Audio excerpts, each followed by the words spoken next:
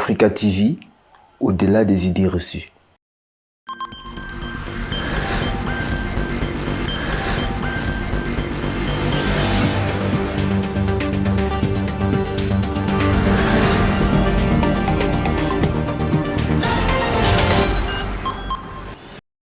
Le 18 septembre dernier, la route du quartier Olembe à la sortie nord de Yaoundé a été bloquée par des camionneurs en colère. Selon certaines informations, l'attitude qu'adoptent ces conducteurs a pour objectif d'exiger la relève d'une mesure gouvernementale censée réguler le secteur du transport des produits de carrière. Ils revendiquent la baisse de la taxe de 5 000 francs représentant les frais d'acquisition de la lettre de voiture sécurisée, instituée dans la loi de finances 2023. Rendue obligatoire pour les véhicules transportant des produits de carrière, la lettre de voiture retrace toutes les quantités de sable transportées tout en mentionnant le propriétaire et l'origine de la carrière, ainsi que la destination, le nom du transporteur et le numéro du véhicule. Ce document qui coûte 5 000 francs sur la plateforme numérique du Trésor doit être imprimé chaque fois qu'un camionneur doit aller faire un chargement. À part cette contestation, les camionneurs expriment aussi leur mécontentement contre d'autres taxes qui contribuent à rehausser les charges fiscales des transporteurs. Ce n'est pas normal qu'un chauffeur routier parte de Koteng pour Yaoundé et passe et dépense 35 000 francs en route. Dossier complet ou pas, tu charges sur place, tu paies 5 000 francs la lettre de voiture, 3 000 francs de taxe communale et 1 000 francs pour la communauté villageoise. Renseigne Joseph Kamdem, président des transporteurs de sable. Ces plaintes, une fois parvenues au gouverneur de la région du centre, a dépêché sur les lieux le préfet du département du Foundi pour prendre connaissance de la situation. Quelques heures plus tard, la première autorité administrative de la région a décidé de suspendre à titre provisoire la lettre de voiture sécurisée exigée aux véhicules qui transportent les produits de carrière. Les carrières de sable sont des sites au sein desquels l'on extrait du sable à des fins industrielles et commerciales. Dans le monde, le sable représente la troisième ressource la plus utilisée avec plus de 15 milliards de tonnes extraites par an.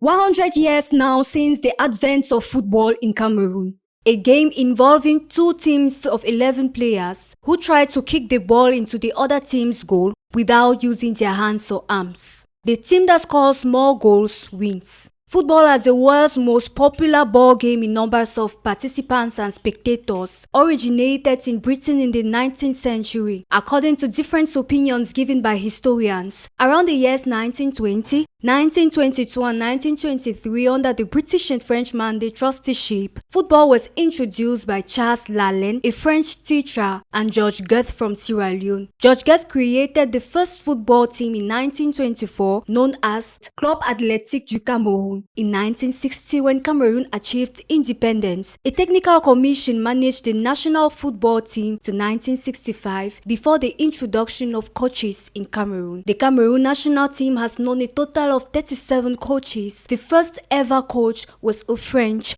Dominique Colonna, from 1965 to 1970, and Raymond Fobete took over in 1970 as the first ever Cameroonian to manage the national football team. Adding to this were some influential coaches, though foreigners, came with different strategies to boost the football game. Peter Schnittger, the German, from 1970 to 1973, introduced the German spirit, also known as the fighting spirit, of which to win was the goal. Thanks to him, the national team made its first participation in the African Cup of Nations in Sudan during the 7th edition of the AFCON in 1970. Thereafter, the nickname Indomitable Lions, given by the Minister of Sports, Félix Tonyenbok, in 1972 to the Cameroon national football team. Another influential coach was the French Claude Leroy. He managed the team from 1985 to 1988, introduced the French football philosophy system of 4-4-2, formed many players and coaches, developing youngsters who could go to foreign countries for professional football, and in 1998, He was made Knight of Cameroon's Order of Merit. Moreover, another influential coach was still a French, Pierre Leuchant, from 1998 to 2001. He came with the football technical strategy of 5-2-3. This strategy enabled the Lions win the AFCON in 2000. The Cameroon national football team is among the most successful in Africa. It was the first African country to reach the quarterfinals at the FIFA World Cup in 1990 hosted in Italy. Participating twice in Olympic Games, one victory in 2000. Participated 8 times in the FIFA World Cup, 20 times in the African Cup of Nations, went for 7 finals and winning 5 golden medals in 1984, 1988, 2000, 2002 and 2017. Including great footballers who defended the Lions title on the national and international level, such as Roger Mila, Thomas Kono, Théophile Abega, Jean Manga Ongene, Joseph Antoine Bell, Jérémy Sorel Njitap, Laurent Etami Mael, Patrick Mboma, Samuel Eto'o, and Rigobert Song, just to name a few. The first ever stadium was Hippodrome in Yaoundé and Bapelepe at Douala from 1960 to 1972, and in 1972, Cameroon was to host the AFCON. Then the Omnisport Yaoundé Stadium and Omnisport Bepanda Stadium of Douala were built. Under the ambit of the program to develop sports infrastructure in Cameroon by the Ministry of Sports with Chinese cooperation, various football teams were built from 1995, including the Bafoussam Football Stadium, Kwekom Stadium in Bafoussam, Rumde Adja of Garoua, and many others. To encourage the growth of football in Cameroon and to develop more players, the presence of football schools are open for this purpose. We have Brasserie Sankaji Sports Academy football schools created in 1980, of which many renowned football players were trained. In March 2005, the Funde Sports Academy was created, covering 4 regions in Cameroon, including Douala, Yaoundé, Limbe, and Bamenda. And many other training centers continue to emerge, encouraging football activities in Cameroon.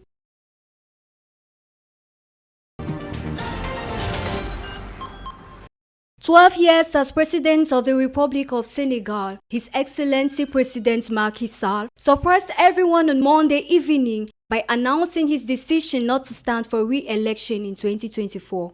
Born on December 11, 1961 in Frick, the town to which he served as mayor from 2009 to 2012, Prime Minister for 3 years from 2004 to 2007, and also acted as President of Senegal National Assembly from 2007 to 2008, President Macky Sall won presidential elections on March 25, 2012 with about 65.8% of vote against Abdoulaye Wade and was inaugurated as the 4th President of Senegal on April 2nd at the King Fahd Palace Soleil Hotel. He still won the re-election with about 58% of the vote in 2009. His reign in Senegal has been a subject of debate and analysis among experts and the general public. Sall has been in power since 2012 and has implemented various policies and reforms aimed at promoting economic growth, social development, and political stability in Senegal. Some of his notable achievements include the construction of infrastructure such as roads, bridges, metros, and airports, the implementation of social welfare programs, and the promotion of foreign investments. However, his administration has also faced criticism for issues such as corruption, human rights violations, and political repression. The assessment of Sall's reign in Senegal is complex and multifaceted. In accordance with the constitutional reform of 2001 and since a referendum that took place on March 20, 2016, the president is elected for a 5-year term with a limit of 2 consecutive terms. Macky Sall's first term as president of Senegal was actually 7 years long. This is because he was elected in 2012 under the previous constitution, which had a 7-year term limit. In 2016, a new constitution was adopted that reduced the presidential term limit to 5 years with a maximum of 2 consecutive terms. Macky Sall's decision not to stand for a third-term mandate in Senegal is based on the country's constitutional term limits. Sall stated that he intends to respect the constitution and uphold democratic principles by stepping down after his second term ends in 2024. This decision has been praised by many as a positive example of democratic leadership, and it sets a precedent for peaceful transitions of power and upholds the rule of law. Senegal is one of the few African states that has never experienced a coup d'etat or exceptionally harsh authoritarianism. Léopold Sédar Senghor, the first president after independence, resigned in 1981, handing over the office of president to his prime minister, Abdou Diouf.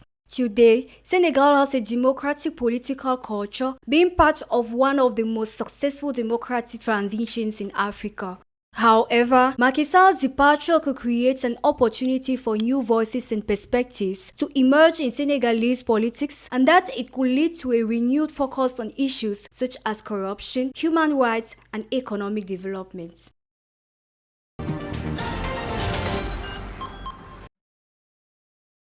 Plusieurs hauts responsables du régime nigérien déchu ont été placés en détention le mercredi 20 septembre 2023.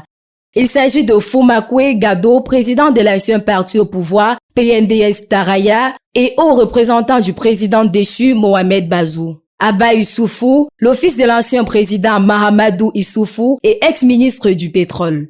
Hamadou Adamou Soulé, ancien ministre de l'Intérieur et ministre de la Défense au moment du coup d'État. Et pour clôturer, Hamad Djitou, ancien ministre délégué auprès du ministre des Finances, chargé du budget aux responsables. D'après le site Les Échos du Niger, ces derniers ne sont pas détenus au sein de la même prison. Foumakwe Gado se trouve à la prison de Niamey, tandis que Abba Issoufou passera désormais ses nuits dans la prison de Filigué. Quant à l'ancien ministre de l'Intérieur, il aura dorénavant pour résidence une cellule de la prison de Kolo qu'il partagera avec l'ancien ministre délégué auprès du ministre des Finances, Didou.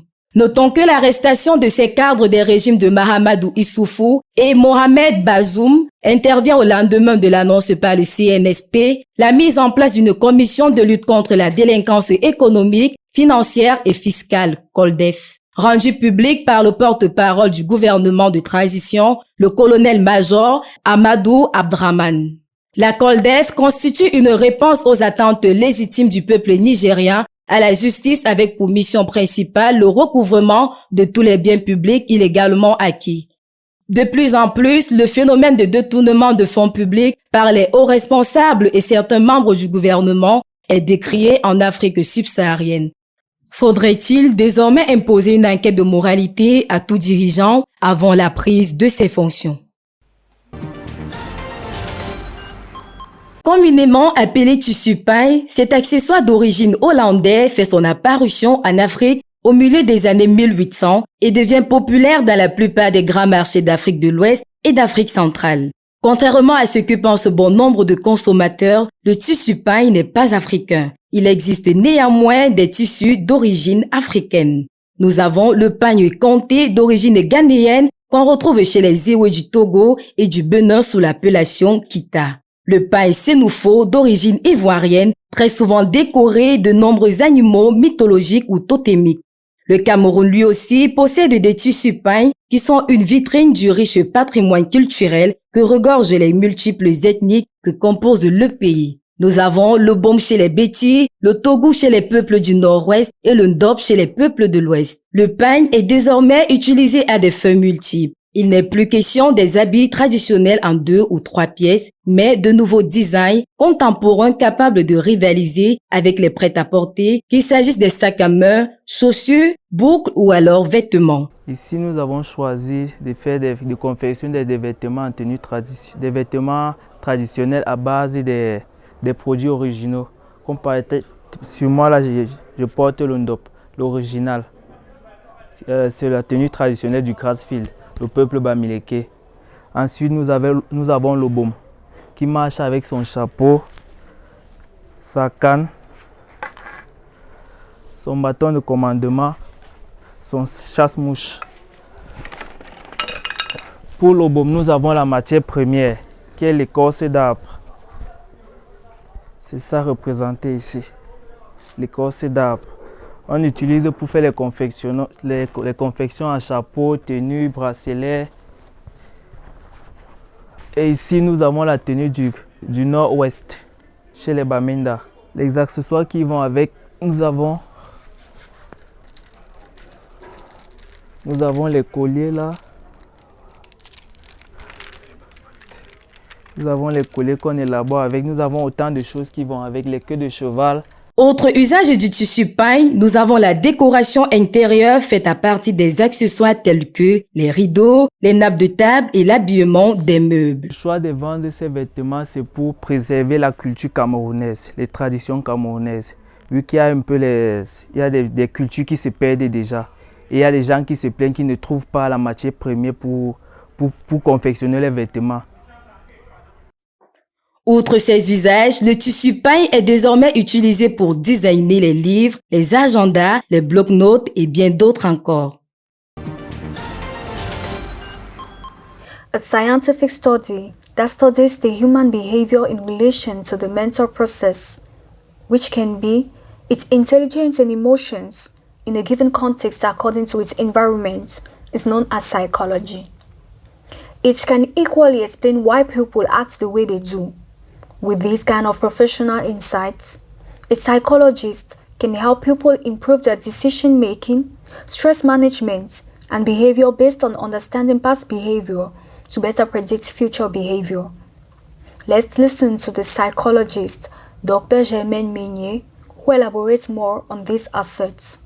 Alors, de manière simple, la psychologie, c'est une discipline scientifique qui étudie le comportement objectivement observable en lien avec les processus mentaux que sont l'intelligence, les émotions.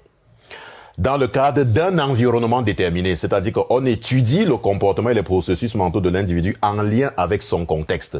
Lequel contexte peut être religieux, lequel contexte peut être social, lequel contexte peut être culturel, lequel contexte peut être économique ou encore politique.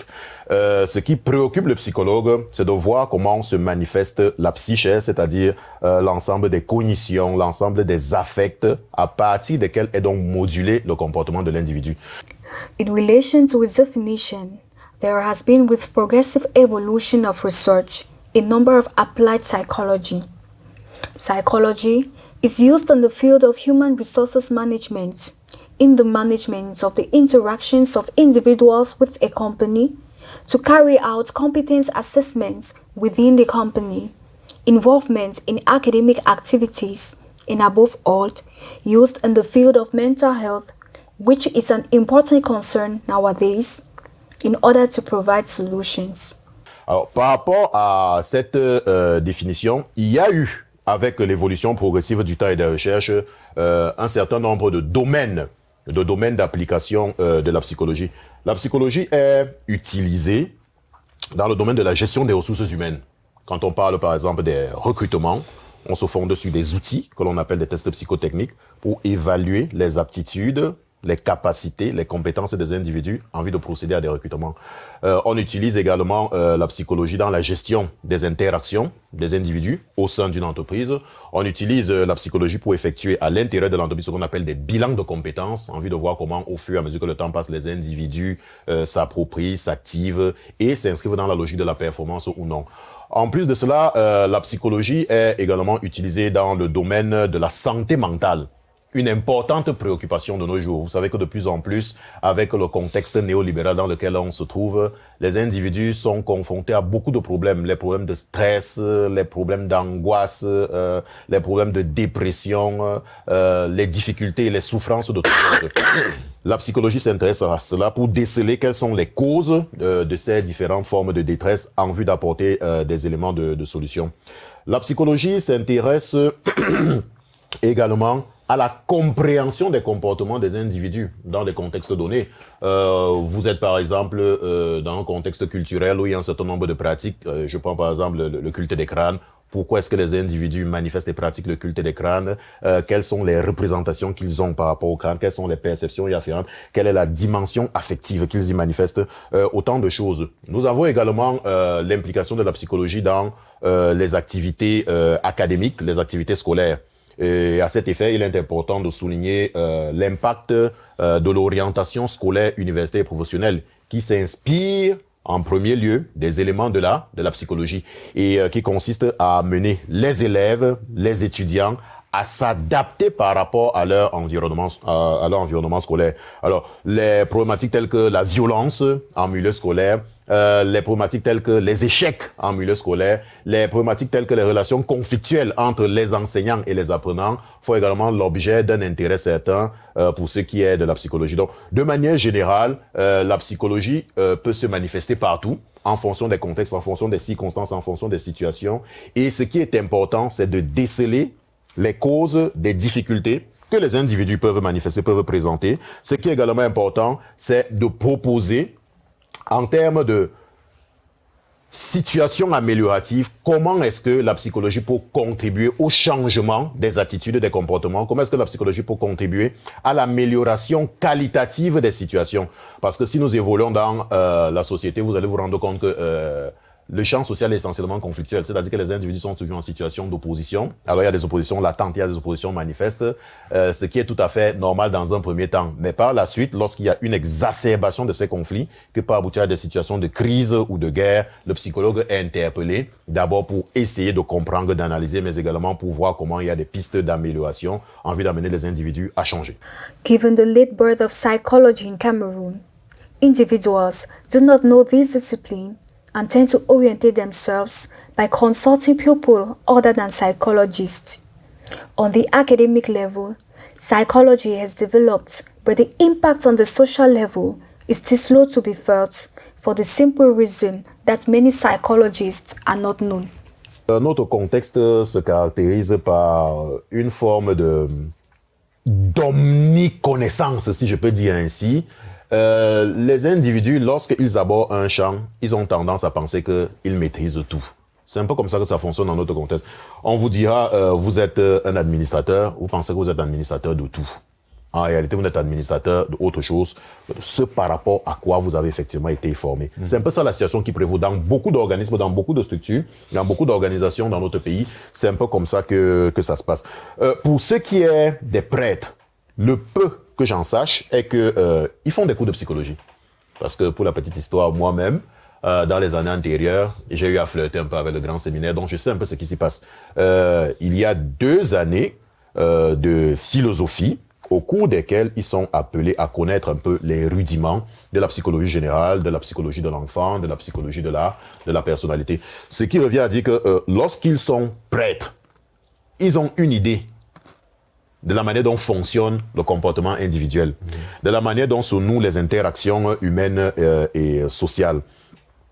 Le problème, c'est que au fur et à mesure que le temps passe, au fur et à mesure qu'ils reçoivent des sollicitations, ils se trouvent dans une situation dans laquelle ils sont obligés, malgré le fait qu'ils aient quelques connaissances, qu'ils sont obligés à accompagner justement les individus qui viennent les voir. Et dans ce genre de circonstances, qu'est-ce qu'on fait ?